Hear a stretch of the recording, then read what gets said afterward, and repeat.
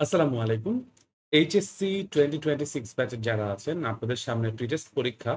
অনেকেরই হয়তোবা এখন যেই চ্যাপ্টারটি আমরা কথা বলব, সেটা হচ্ছে সেকেন্ড পেপারের অধ্যায় ৪, চ্যাপ্টার ৪ তড়িৎ প্রবাহের চুম্বক ক্রিয়া এবং চৌম্বকত্ব। Magnetic effect of current and magnetism. এই চ্যাপ্টারটা হয়তো অনেকের আছে, অনেকের নাই প্রি-টেস্ট পরীক্ষায়। কিন্তু আপনাদের সামনে টেস্ট পরীক্ষায় এই চ্যাপ্টারটা থাকবে, এইচএসসি পরীক্ষায় থাকবে। আর যাদের জন্য প্রি-টেস্টে আছে, তাদের জন্য তো ভালো, চমৎকার। তো আমরা আজকে এই চ্যাপ্টারটার ক্লাস শুরু করছি। ইনশাআল্লাহ সামনের দিনগুলোতে আমরা চ্যাপ্টার 7 নিয়ে কিছু ক্লাস নিয়ে আসব। তো আপনারা যদি আমাদের সাথে থাকেন, আশা করি অনেকগুলো কনটেন্টই আপনাদের জন্য আমি আস্তে, আস্তে বানাবো। বাট এনিওয়েজ ৪৫ সেকেন্ড ধরে হচ্ছে গিয়ে আসলে ইন্ট্রো দিচ্ছি। ইন্ট্রো না দিয়ে আমরা আসলে আমাদের কনটেন্টে চলে যাই। এই চ্যাপ্টারটা শুরু করে দিই আস্তে, আস্তে।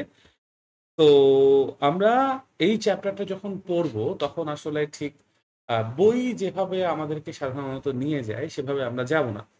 আপনারা যদি বই খুলে দেখেন দেখবেন যে বায়োট-স্যাভার্টস ল দিয়ে আসলে এই চ্যাপ্টারটা শুরু করা হয় অনেক ক্ষেত্রে। আমি সেটা করব না। আমি ১ম এ আসলে চুম্বক কি, ম্যাগনেটস কি এগুলো নিয়ে একটু আলোচনা করে তারপর আস্তে, আস্তে মানে আমি একটা কি বলবো? একটা ভিত্তি বা একটা বেইস বিল্ড করব এবং তারপর সেখান থেকে সামনে কতটুকু যাওয়া যায় সেটা চেষ্টা করব ইনশাআল্লাহ। ঠিক আছে? তো আশা করি আপনারা আমার সাথে থাকবেন। চলেন আমরা তাহলে ক্লাসটা শুরু করি। ১ম এই আমরা যেটা নিয়ে কথা বলতে যাচ্ছি সেটা হচ্ছে চুম্বক কি? বা what are magnets? এখন আপনারা সবাই হয়তো জানেন যে চুম্বক আসলে কি বা কেন? তাও আমি হচ্ছে গিয়ে এটা নিয়ে একটু কথা বলতে চাই। আ তুরস্কের একটা টাউন ছিল ম্যাগনেসিয়া। ঠিক আছে? তো I'm not sure বানানটা ঠিক আছে কিনা। আপনারা একটু চেক করে নিয়েন। অনেক আগে তুরস্কতে একটা শহর ছিল ম্যাগনেসিয়া। তো সেখানে এক ধরনের পাথর যেটা আসলে মেটালকে অ্যাট্রাক্ট করে বা মোর অর লেস মেটাল না, মেটালিক সাবস্ট্যান্স গুলোকে কিছু মেটালিক সাবস্ট্যান্স গুলোকে অ্যাট্রাক্ট করে। এরকম টাইপের কিছু পাথর তারা দেখতে পেয়েছে এবং সেই পাথরগুলোকেই আমরা আসলে বর্তমানে চুম্বক বা ম্যাগনেটস নামে চিনি। ঠিক আছে? এখন আ এই ম্যাগনেটের অনেক রকম ইমপ্যাক্ট আমরা রিয়াল লাইফ এ দেখতে পারি। যাদের বাসায় ফ্রিজ আছে, ফ্রিজে আমরা কিন্তু এরকম ম্যাগনেট আ আমরা অনেক সময় চিপকায় থাকি বা লাগায় রাখি, তাই না? বা অনেক আগে সিআরটি মনিটর ছিল। ওই সিআরটি মনিটরের আশেপাশে আপনি যদি চুম্বক নিয়ে নাড়াচাড়া করেন, তখন দেখবেন আ আমি জানি না আপনারা কেউ মনিটর দেখছেন কিনা ওইগুলা। বিশাল বক্সের মতো মনিটর ছিল। তো ওইখানেও হচ্ছে গিয়ে এক ধরনের আ কি বলে এটাকে রং যেটা আছে বা কালার যেটা ছিল সেই কালারটা ডিসটর্টেড হয়ে যেত। ঠিক আছে? এটা আমরা ছোটবেলায় করতাম। আব্বু-আম্মু খুব বকা দিত বাট তাও করতাম আরকি। এনিওয়েজ তো এখন ম্যাগনেটস কারা এবং ম্যাগনেটস কেন এবং ম্যাগনেটস কি এইগুলা নিয়ে কথা অনেক আসলে লম্বা করা যায়। তো সাধারণত আমরা চুম্বক বলতে বুঝি যারা এরকম স্পেসিফিক কিছু আ ধাতব পদার্থকে অ্যাট্রাক্ট করে বা আকর্ষণ করে। ঠিক আছে? এখন চুম্বকের একটা ধর্ম আছে। যেই ধর্মটাকে আমরা আসলে চুম্বক নীতি অথবা কম্পাস নীতি বলতে পারি। ঠিক আছে? মানে what we are calling it is magnet principle.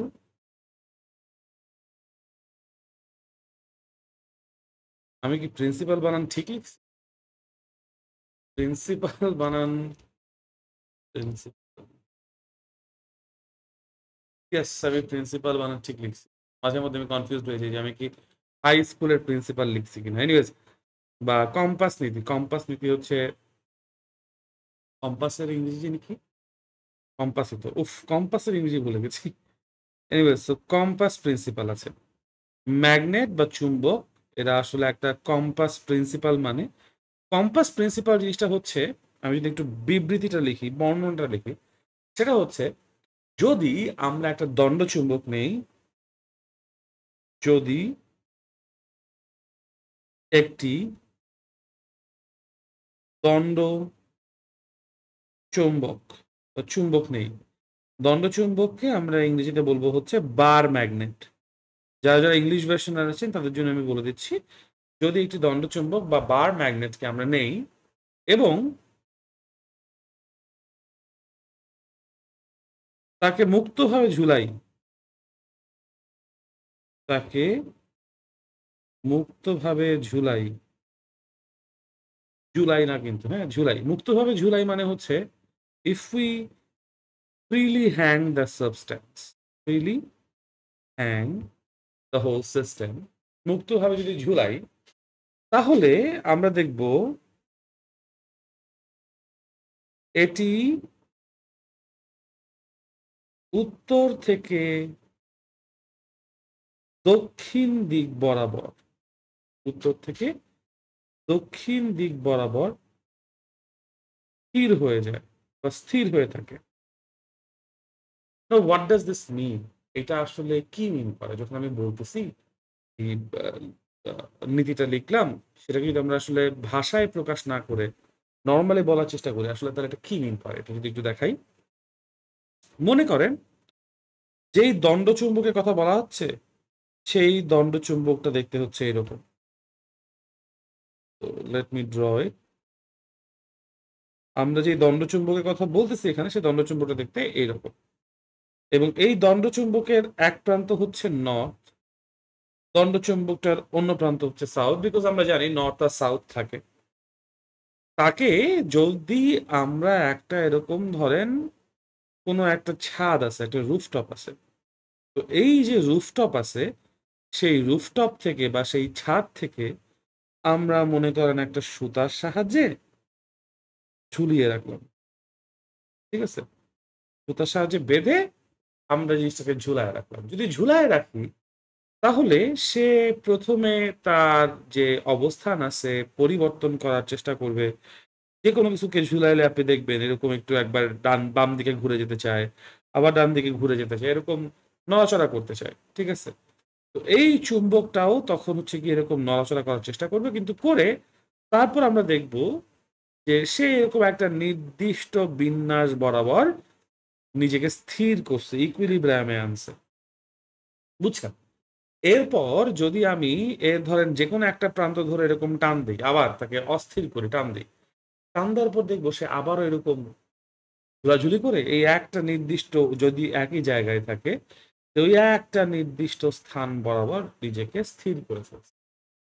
আমি জানি না আপনারা কেউ কম্পাস দেখছেন কিনা? কম্পাস যদি আপনি হাতে নিয়ে এরকম ঝাঁকি মারেন তাহলে দেখবেন যে কম্পাসটা বেসিক্যালি কম্পাসটা দেখতে কেমন হয়? এই হচ্ছে একটা কম্পাস যদি সরি। এই হচ্ছে আমাদের জন্য একটা কম্পাস হয় গোলাকার। ঠিক আছে? সেই কম্পাসের মধ্যে কিন্তু শুধুমাত্র একটাই দিক পয়েন্টেড থাকে। সেটা হচ্ছে নর্থ। কম্পাসে সাধারণত একটাই দিক পয়েন্টেড থাকে। সেটা হচ্ছে নর্থ। কোনো কম্পাসে হয়তোবা এই পাশেও একটা দিক থাকে, নর্থের অপোজিট হয়ে যাবে সাউথ। ঠিক আছে? তো আপনি যদি এটাকে হচ্ছে গিয়ে এরকম কম্পাসটাকে নিয়ে এরকম ঝাঁকি মারেন, তাহলে দেখবেন যে এই যে কাঁটাটা আমার আছে, হ্যাঁ? এই কাঁটাটা নড়াচড়া করতেছে। এই যে কাঁটাটা আছে দেখবেন একবার ডানে যাচ্ছে, একবার বামে যাচ্ছে। ঝাঁকানোর পর। তারপরে যদি আপনি তাকে স্থির করে ফেলেন, স্থির করলে দেখবেন সে নর্থ সাউথ বরাবর এরকম একটা নির্দিষ্ট দিক বরাবর নিজেকে আবার স্থির করে ফেলছে। এটা দিয়ে আমরা কি বুঝি? এটা দিয়ে আমরা বুঝি যে এই দিকে এই দিকটা পয়েন্টেড তাকে আমরা বলছি নর্থ, আর তার অপোজিট দিকটাকে আমরা বলছি সাউথ। এখন অনেকে প্রশ্ন করতে পারেন যে ভাইয়া কেন উপরের দিকটাকে নর্থ ধরলাম, কেন নিচের দিকটাকে সাউথ ধরলাম? এটাকে আমরা ফিজিক্সে বলি হচ্ছে কনভেনশন। ঠিক আছে? এই কথাটা মাথায় রাখবেন। ফিজিক্স ২ টা জিনিসের উপর চলে। একটা হচ্ছে লজিক, আরেকটা হচ্ছে কনভেনশন। লজিক মানে হচ্ছে যেই জিনিসটা আপনি কখনোই নড়াচড়া করাতে পারবেন না বা যেই জিনিসটা সত্য একদম, মানে তার কোনো ভিন্ন রূপ নাই। ঠিক আছে? আর কনভেনশন যেটা নিয়ে বলতেছিলাম আমরা, কনভেনশন ব্যাপারটা আসলে একটা প্রথা। যেই প্রথাটা আমরা আদিকাল থেকে মেনে চলে আসছি কিন্তু ওইরকম যে মানতেই হবে এরকম না। কেউ যদি আজকে বলে যে না আমি নর্থ যেই দেখছেন সবাই বলে নর্থ, এটাকে আমি আজকে থেকে সাউথ বলবো। আর যেটা সাউথ সেটাকে আমি নর্থ বলবো। তাতে আসলে গাণিতিকভাবে বা ম্যাথমেটিক্যালি খুব একটা চেঞ্জ কিন্তু আসে না। ম্যাথমেটিক্স এর কাছে যা নর্থ তাই সাউথ, প্লাস মাইনাস আসলে এটা একটাকে প্লাস ধরলে অপোজিটটা বাই ডিফল্ট মাইনাস হয়ে যায়। ঠিক আছে? এটা কনভেনশনের জন্য আমরা আসলে কনভেনশনের দিকে খেয়াল রেখে বলি যে এটা প্লাস হলে এটা মাইনাস। ব্যাপারটা অনেকটা একদম এরকম। ঠিক আছে? সো কোনটা নর্থ, কোনটা সাউথ, কেন এটা নর্থ, কেন এটা সাউথ, এই প্রশ্নগুলো থেকে আমরা একটু নিজেদেরকে দূরে রাখি। আমরা মূল ব্যাপারটা বোঝার চেষ্টা করি। তো এই যে একটা নর্থ সাউথ দিক বরাবর সে নিজেকে যে স্থির করে ফেলে, এইটাকে আমরা হচ্ছে গিয়ে বেসিক্যালি বলতেছি যে চুম্বক নীতি বা কম্পাস প্রিন্সিপাল। ঠিক আছে? চুম্বক নরমালি এরকম আচরণ করে। কেন এরকম আচরণ করে সেটারও একটা কারণ আছে। এটা আমরা এই চ্যাপ্টারের একদম শেষে গিয়ে দেখব যে পৃথিবীর নিজস্ব একটা চুম্বক ক্ষেত্র আছে। পৃথিবীর নিজস্ব চুম্বক ক্ষেত্র না বলি চৌম্বক প্রভাব আছে। পৃথিবীর নিজস্ব একটা চৌম্বক প্রভাব বা the earth has a magnetic earth has a magnetic impact of its own। পৃথিবীর নিজস্ব একটা এরকম চৌম্বক প্রভাব আছে।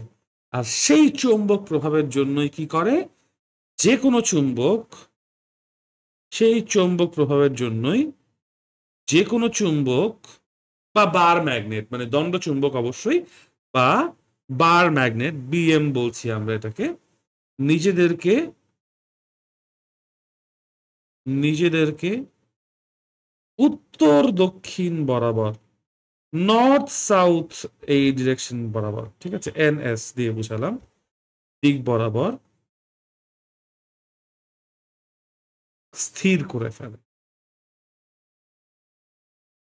এটা হচ্ছে চুম্বকের সব থেকে বড় আইডেন্টিফাইং ক্যারেক্টার।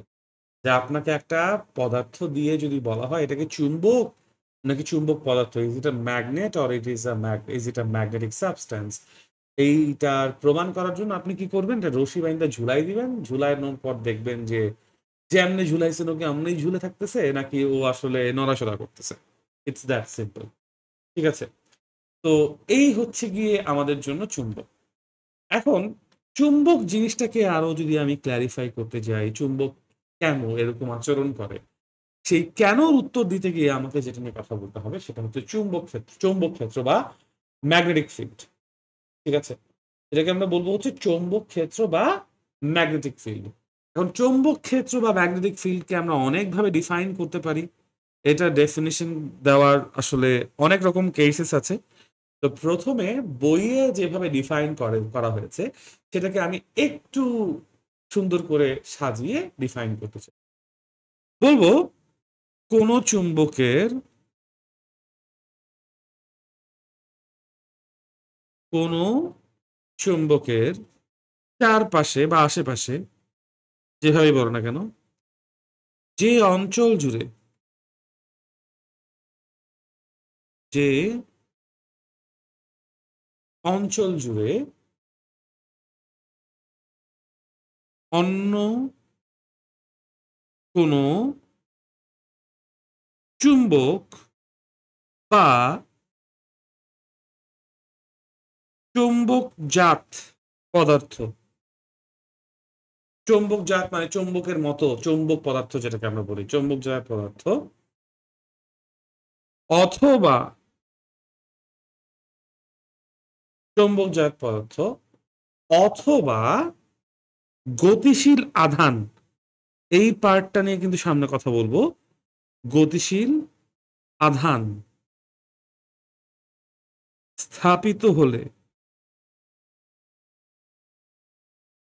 কোন চুম্বকের চারপাশে যে অঞ্চল জুড়ে অন্য কোনো চুম্বক বা চুম্বকজাত পদার্থ বা গতিশীল আধান, তিনটা কথা বলতেছি, এক অন্য কোনো চুম্বক, দুই চুম্বকজাত পদার্থ, তিন গতিশীল আধান, এই তিনজনের যে কোনো একজন যদি স্থাপিত হয়, স্থাপিত হলে সে বা তারা আকর্ষণ বিকর্ষণ বল, হয় আকর্ষণ বল অনুভব করবে না হলে বিকর্ষণ বল অনুভব করবে। তো আকর্ষণ বিকর্ষণ একবারে বলছে, আকর্ষণ বিকর্ষণ বল অনুভব করে সেই অঞ্চলকে,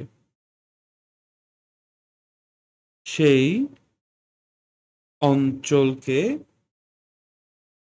ওই চুম্বকের, আমি একটু এখানে একটা জিনিস ঠিক করি, ওই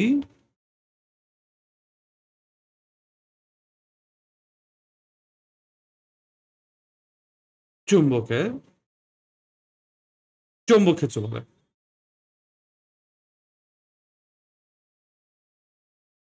চুম্বক ক্ষেত্র বলে। তাহলে চুম্বক ক্ষেত্রের সংজ্ঞাটা কি লিখলাম? কোন চুম্বকের চারপাশে যে অঞ্চল জুড়ে the area around a magnet,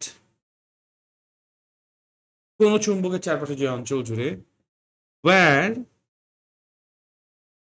if another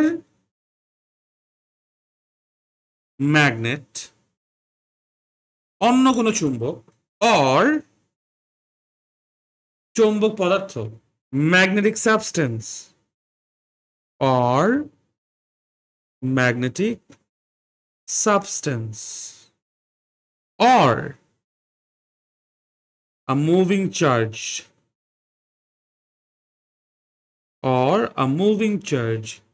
is placed, they face attraction or repulsion force. That area is called a magnetic. ঠিক আছে, বাংলাতেও বলে দিলাম, ইংলিশতেও বলে দিলাম, যার যেভাবে খুশি আপনারা দেখেন।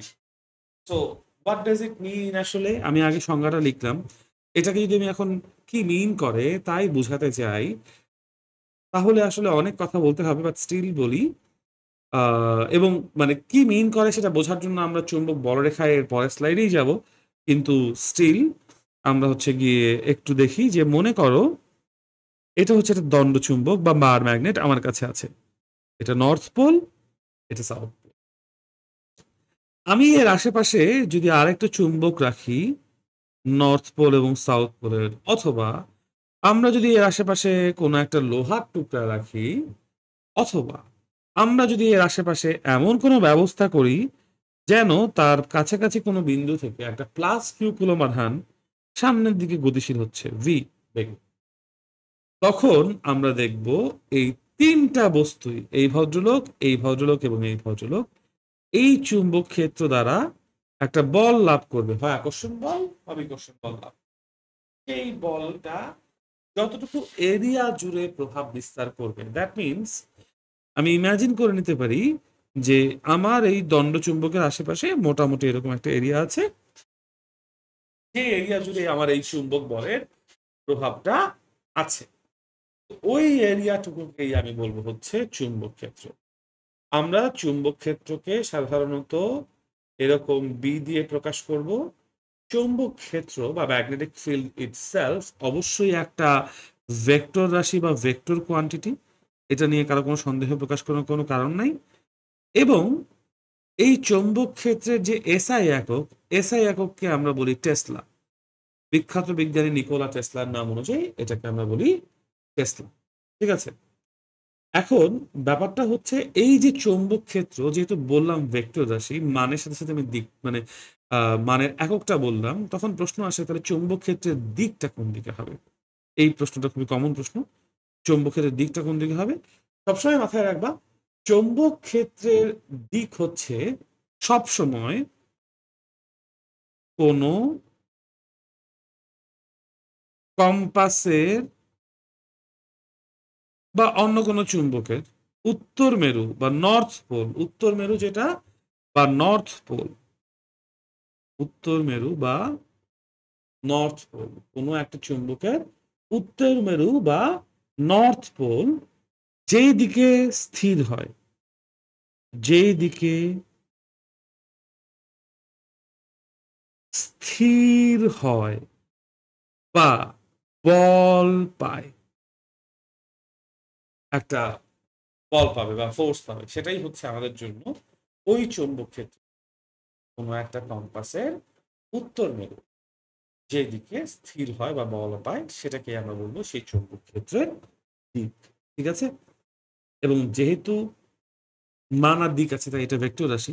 এখন এখানে একটা কথা আমি আগেও বলেছি যে এই যে চৌম্বক ক্ষেত্রের দিকটা আমরা ধরছি উত্তর থেকে দক্ষিণের দিকে, মোটামুটি এটাকে আমরা মানে আমরা ব্যাপারটা হচ্ছে গিয়ে উত্তর মেরু নিয়ে এই সংজ্ঞাটা দিচ্ছি। কেউ যদি এসে বলে যে দক্ষিণ মেরু দিয়ে আমি সংজ্ঞা বলতে চাই, দক্ষিণ মেরু দিয়ে, তখনও কিন্তু আসলে ম্যাথমেটিক্যাল কোনো চেঞ্জ আসবে না।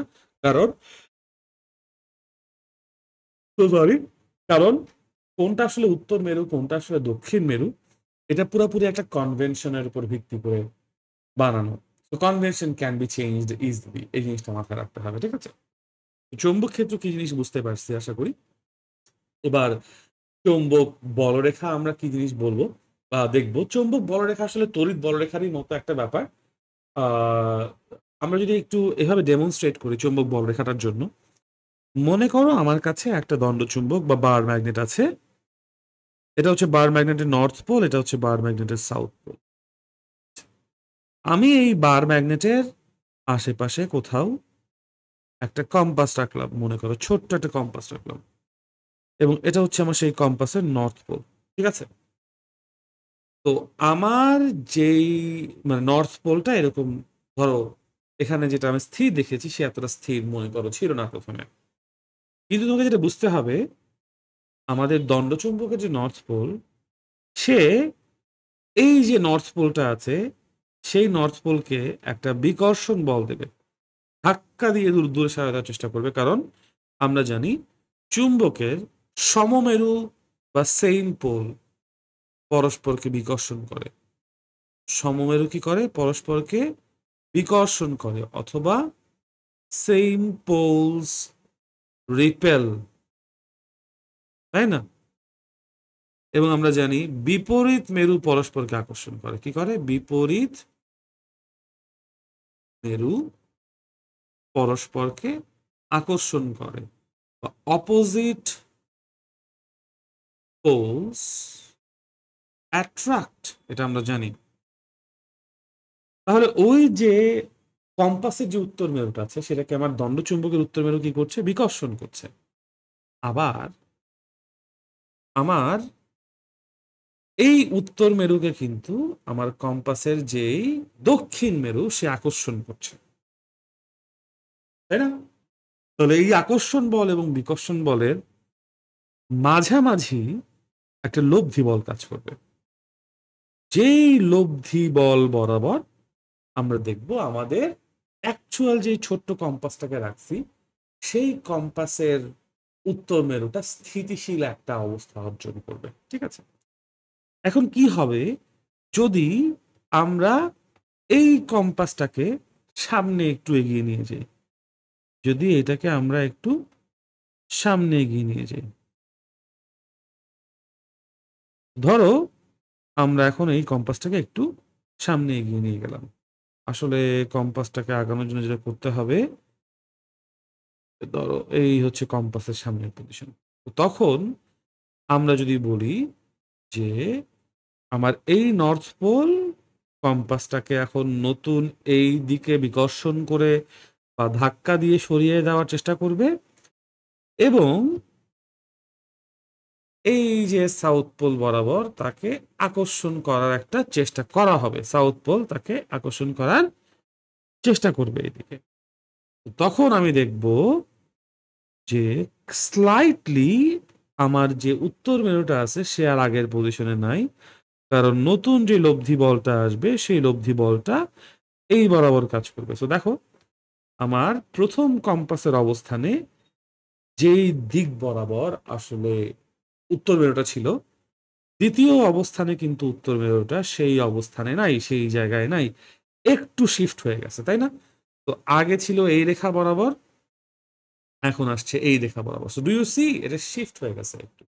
এবং এটা যদি কনস্ট্যান্টলি আমি করতে থাকি, এবং তারপর আমি যদি হচ্ছে গিয়ে এই বিভিন্ন অবস্থানে আমার কম্পাসের যে উত্তর মেরুর অবস্থানগুলো আছে এগুলোকে আমরা যোগ করি, তখন দেখব যে মোটামুটি এইরকম একটা লাইন, মোটামুটি এইরকম একটা লাইন সে ফর্ম করে ফেলছে। যদিও আমার এটা আসলে সো সরি, যদিও আমার এটা আসলে সুষম বক্ররেখা হয় নাই, বাট স্টিল এরকম একটা সুষম বক্ররেখা হওয়ার কথা, যেই সুষম বক্ররেখাটা উত্তর মেরু থেকে কি করছে, উত্তর মেরু থেকে ফ্রম নর্থ পোল টু দক্ষিণ মেরু বা সাউথ পোল একটা আবদ্ধ রেখা সৃষ্টি করছে। উত্তর মেরু থেকে দক্ষিণ মেরু পর্যন্ত কি করছে, একটা আবদ্ধ রেখা সৃষ্টি করছে। এই আবদ্ধ রেখাগুলোই হচ্ছে আসলে আমাদের চুম্বক বলরেখা বা ম্যাগনেটিক ফিল্ড লাইন্স। ঠিক আছে, এবং এই ম্যাগনেটিক ফিল্ড লাইন্স একা ও একটা মাত্র হবে না, বেশ কয়েকটা ম্যাগনেটিক ফিল্ড লাইন্স হবে। ঠিক আছে, বাট মূল কথা হচ্ছে এই ম্যাগনেটিক ফিল্ড লাইন তারা উত্তর থেকে বের হয়ে দক্ষিণ মেরুর দিকে প্রবেশ করতেছে। ঠিক আছে, এখন এখানে একটা কথা আছে, একটা সময় আগে মনে করা হতো যে কোনো একটা চুম্বক ক্ষেত্র একক উত্তর মেরুর উপর যে বল প্রয়োগ করে, লব্ধি বল প্রয়োগ করে, তাকেই তারপর সেই একক উত্তর মেরু যেই পথে ট্রাভেল করবে তাকেই আমরা আসলে চুম্বক বলরেখা বলবো। কিন্তু পরবর্তীতে দেখা গেছে যে আসলে একক উত্তর মেরু বলে কোনো কিছু এক্সিস্ট করে না। একক উত্তর মেরু বা ইউনিট নর্থ পোল বলে কোনো কিছু এক্সিস্ট করে না, এটা বলে কিচ্ছু নেই, নো সাচ থিং। ঠিক আছে, অ্যান্ড দ্যাট ইজ ওয়াই আমরা চুম্বক বলরেখাকে আর ওইভাবে সংজ্ঞায়িত করি না, বরং আমরা বলি যে একটা দণ্ড চুম্বকের চারপাশে যদি আমি একটা কম্পাস নিয়ে রাখি, তাহলে সেই কম্পাসের যে উত্তর মেরুটা আছে সে যেই পথে ট্রাভেল করবে সেই পথটাকেই আমরা বলবো হচ্ছে ম্যাগনেটিক ফিল্ড লাইন্স বা চুম্বক বলরেখা। এইটা একটা পুরোপুরি এক্সপেরিমেন্টাল ব্যাপার, এটা আপনারা অনেক সহজে এক্সপেরিমেন্ট করতে পারেন। বাসায় যদি কোনো এরকম বার, ম্যাগনেট বা দণ্ডচুম্বক থাকে, সেই দণ্ডচুম্বকের আশেপাশে এরকম একটা কম্পাস আপনি ঘুরিয়ে দেখতে পারেন। আজকাল সবার ফোনেই আসলে কম্পাস আছে। ঠিক আছে, এবং বেশ কিছু সিমুলেশন ওয়েবসাইট আছে, আপনারা ওখানে গিয়েও সিমুলেশন করে দেখতে পারেন ব্যাপারটা আসলে কিভাবে ঘটে। এনিওয়েজ, এই হচ্ছে চুম্বক বলরেখা। চুম্বক বলরেখা সম্পর্কে আমরা যা পড়েছি এই পর্যন্ত, তার উপর বেস করে আমরা চুম্বক বলরেখার কয়েকটা ধর্ম বা কয়েকটা বৈশিষ্ট্য আসলে বলতে পারি। তো এই চুম্বক বলরেখা যাদেরকে বলছি তাদের বৈশিষ্ট্য কেমন হতে পারে? প্রথমত, এরা আবদ্ধ বক্ররেখা। চুম্বক বলরেখা যারা, এরা আবদ্ধ বক্ররেখা। আবদ্ধ বক্ররেখা যা চুম্বকের বাইরে, যা চুম্বকের বাইরে উত্তর মেরু থেকে দক্ষিণ মেরু পর্যন্ত বিস্তৃত। উত্তর মেরু থেকে দক্ষিণ মেরু পর্যন্ত বিস্তৃত। এরা আবদ্ধ বলরেখা মানে হচ্ছে these are closed curved lines, these are closed curved lines. ঠিক আছে, এবং চুম্বকের বাইরে মানে হচ্ছে outside the magnet, outside the magnet, চুম্বকের বাইরে। উত্তর মেরু থেকে দক্ষিণ মেরু মানে ফ্রম এন টু এস পর্যন্ত বিস্তৃত। এটা হচ্ছে আমরা প্রথম বৈশিষ্ট্য এদের বলতেই পারি, তাই না? খেয়াল করে দেখেন, এই যে উত্তর মেরু থেকে দক্ষিণ মেরু পর্যন্ত বিস্তৃত। এখন দেখেন, যেহেতু এরা ক্লোজ, দ্যাট মিনস উত্তর মেরু থেকে বের হয়ে দক্ষিণ মেরুতে প্রবেশ করবে। দক্ষিণ মেরুতে প্রবেশ করার পর কিন্তু তারা আবার উত্তর মেরুর দিকে চুম্বকের ভিতরে আসবে, না হলে এটা ক্লোজ লুপ কিন্তু হবে না। তো দ্বিতীয় যে বৈশিষ্ট্য আছে আমরা বলতে পারি, বা এক নাম্বার বৈশিষ্ট্যের একটা এক্সটেনশন বলতে পারি, চুম্বকের ভেতরে, চুম্বকের ভেতরে বা inside the magnet, inside the magnet, আমার ডিরেকশনটা হচ্ছে ফ্রম সাউথ টু নর্থ। চুম্বকের ভেতরে সাউথ থেকে নর্থে, দেখেন চুম্বকের ভেতরে সে সাউথ থেকে নর্থের দিকে যাচ্ছে, আর চুম্বকের বাইরে সে নর্থ থেকে সাউথের দিকে যাচ্ছে। That's it. ঠিক আছে? ওকে। তো এটা গেল আমাদের প্রথম বলরেখার বৈশিষ্ট্য, যেটা আমরা বলতে পারি। দ্বিতীয়ত আমরা যেটা বলতে পারি সেটা হচ্ছে 2 নাম্বার বৈশিষ্ট্য। কোনো বিন্দুতে কোনো বিন্দুতে বলরেখার স্পর্শ, যেহেতু এরা বক্ররেখা, তাই যেকোনো বক্ররেখার দিক, আসলে যেকোনো বক্ররেখায় যেকোনো বিন্দুতে কোন দিকটাকে স্পেসিফাই করার জন্য আমরা স্পর্শক ইউজ করি। দ্যাটস ওয়াই বলতেছি কোন বিন্দুতে বলরেখার স্পর্শক ওই বিন্দুর চৌম্বক ক্ষেত্র বি এর দিক। ঠিক আছে? এর মানে কি? এর মানে ধরেন এই হচ্ছে কি একটা চৌম্বক ক্ষেত্র, চৌম্বক ক্ষেত্রের মধ্যে এই হচ্ছে একটা চৌম্বক বলরেখার উপর বিন্দু। এই বিন্দুর যে স্পর্শকটা আছে, সে স্পর্শক বরাবর এই বিন্দুতে আমার চৌম্বক ক্ষেত্রের মান হবে। ঠিক আছে? যে কোনো ক্ষেত্রে আসলে এই বক্ররেখার ব্যাপারে আর কি দিকটা কিন্তু আসলে ভাইয়া থেকে আসে, এটাকে কি বলে, বলতেছি, স্পর্শক থেকেই আসে। স্পর্শক থেকে, ফ্রম দ্য ট্যানজেন্ট। ও স্পর্শক, কোন বিন্দুতে বলরেখার স্পর্শক মানে the tangent of the force lines at any point.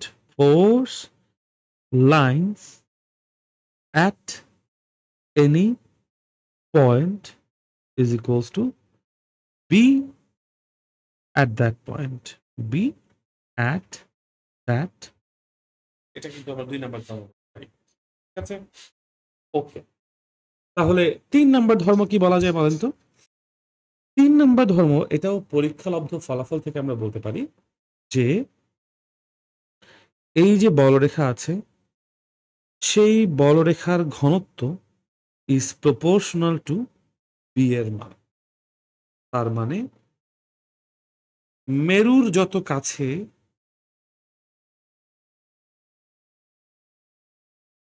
B তত বেশি। ঠিক আছে? এবং যত দূরে যাব তত বি কমবে। কেন? বিকজ মেরুর কাছাকাছি অঞ্চলে আমার বলরেখা ঘন থাকে এবং মেরু থেকে যত দূরে যাব তত হচ্ছে বলরেখার পরিমাণ হালকা হয়ে যায়। এই জিনিসটা একটু বুঝে দেখেন। এই যে আমার চুম্বক বলরেখাটা আছে, চুম্বক বলরেখা এটা হচ্ছে গিয়ে ধরেন উত্তর মেরুর কাছাকাছি একটা জোন, এটা দক্ষিণ মেরুর কাছাকাছি একটা জোন। খেয়াল করে দেখেন এই জোন দুটোতে মোটামুটি একই ঘনত্বে বেশ কয়েকটা বলরেখা আছে। আমি যদি এখন এই ঘনত্বটা, সেম ঘনত্ব এই জায়গায় নেই, ধরেন আমি একটু আবার দেখাই, এই যে ঘনত্বটুকু আছে তার সেম ঘনত্ব যদি আমি এই জায়গায় ধরি, তাহলে খেয়াল করে দেখেন এই দুইটার মধ্যে পার্থক্য কি। আমার এইটুকু জায়গার মধ্যে একটা মাত্র বলরেখা গেছে, দেখতে পাচ্ছেন। আর এখানে এইটুকু জায়গার মধ্য দিয়ে 2, 3, 4টা বলরেখা বেরোচ্ছে, তাই না? তো মেরুর যত কাছাকাছি জায়গায় আছি বলরেখার ঘনত্ব তত বেশি। এবং আপনারা এটা নিজেরাও দেখবেন যে মেরুর কাছাকাছি অঞ্চলে চুম্বকের যে আকর্ষণ করার ক্ষমতা সব থেকে বেশি। মেরু থেকে যত আপনি দূরে যাবেন, মাঝখানের দিকে যাবেন, তত কিন্তু আকর্ষণ বা বিকর্ষণ করার ক্ষমতা অতটাও বেশি হয় না। ঠিক আছে? তো এটা একটা জিনিস। ওকে? তো কি বললাম সোফার? এর আবদ্ধ বক্ররেখা, চুম্বকের বাইরে উত্তর মেরু থেকে দক্ষিণ মেরু, outside the magnet these are from north to south. আর চুম্বকের ভেতরে এরা হচ্ছে গিয়ে ফ্রম সাউথ টু নর্থ। তারপর বললাম কোন বিন্দুতে স্পর্শক হচ্ছে ওই বিন্দুতে বি এর দিক। Tangent of the force line at any point is B at that point. আর রেখার ঘনত্ব আমার চুম্বক ক্ষেত্রের মানের সমানুপাতিক। That means density of the lines, density of the lines মানে এখানে force lines is proportional to P. ঠিক আছে? এগুলো কিন্তু এমসিকিউর জন্য আসতে পারে। ওকে? আচ্ছা, ফাইনালি আমরা 4 নম্বরে কি বলতে পারি? আমরা বলতে পারি যে বলরেখা পরস্পরকে ছেদ করে না। বলরেখাগুলো পরস্পরকে ছেদ করে না। ওকে? They do not intersect. They do not intersect. ব্যাস, এই হচ্ছে আমাদের চুম্বক বলরেখার সম্পর্কিত যতটুকু ইনফরমেশন আসলে আছে বা দেওয়ার মতো আছে। ঠিক আছে? ওকে। তো আমি একটা ভুল কাজ করেছি। আমি আসলে ভুল টপিকের মধ্যে নিয়ে এসেছি। এটা আমাদের পরবর্তী টপিক হবে। যেটা নিয়ে হয়তো আমরা আজকের ক্লাসে আলোচনা করব না। ঠিক আছে? আমি আসলে ২ টা ভুল টপিক নিয়েছি, তাই না? ওকে, ঠিক আছে। তো এখানে আরেকটা হবে। আমরা আজকের ক্লাসে এটা নিয়ে আলোচনা হয়তো করব না। So let me just paste it here. Paste. ৪ নাম্বারটা গেল। আর এইটা আসলে হবে কাট। সাইন কনভেনশন যাবে না। এটা চলে আসবে। এনিওয়েজ, তো এই হচ্ছে গিয়ে আমাদের ১, ২, ৩, ৪। একটা হচ্ছে চৌম্বক বলরেখা সম্পর্কে বৈশিষ্ট্য।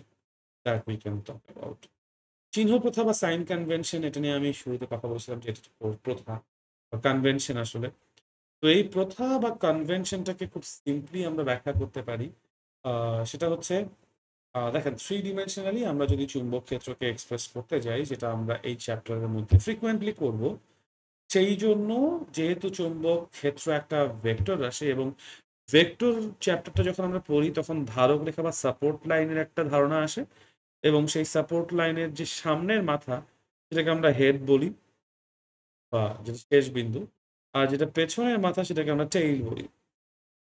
তো যদি আমরা ফার্দার যখন চ্যাপ্টার 4, 5 করবো সেকেন্ড পেপারে, মানে ম্যাগনেটের চ্যাপ্টার পড়বো, এবং আপনারা বইও যদি খোলেন তখন দেখবেন যে কোনো জায়গায় চৌম্বক ক্ষেত্র বুঝাইতে এরকম ক্রস সাইন ইউজ করা হয়েছে, কোনো জায়গায় চৌম্বক ক্ষেত্র বুঝাইতে এরকম ডট সাইন ইউজ করা হয়েছে। আমি গ্রিন কালারের ডট দেখাচ্ছি, আর আমরা হচ্ছে গিয়ে কি বলে এটাকে, ব্লু কালারের হচ্ছে ক্রস দেখাচ্ছি। এরকম সাইন্স ইউজ হয়। তো যখনই এরকম ক্রস সাইন দেখা মানে হচ্ছে যে আমাদের যে পেইজটা আছে বা যে সমতলটা আছে, এই সমতল বরাবর ভেদ করে ভিতরের দিকে ভিতরের